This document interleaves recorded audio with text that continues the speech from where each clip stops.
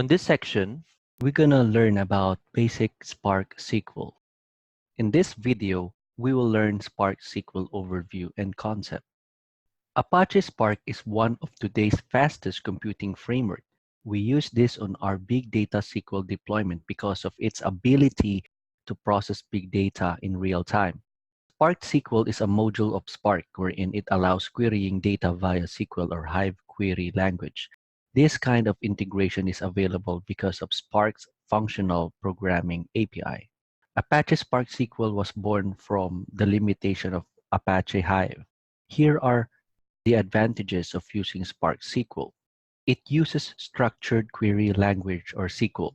Apache Hive should be built on top of Hadoop, while on the other hand, Spark SQL is capable of using structured query language on its own. It can be integrated with NoSQL database. NoSQL database model data on other ways than the tabular form that we see on the relational database. NoSQL database are increasingly used in big data in real time with applications.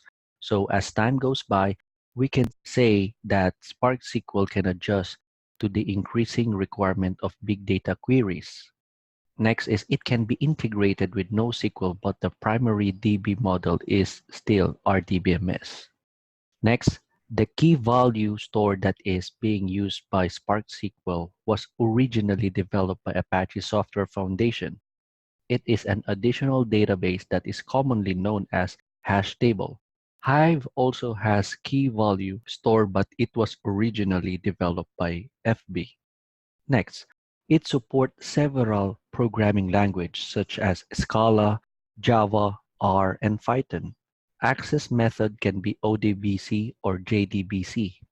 Interaction with Spark SQL is possible in different ways such as dataset and data frame API.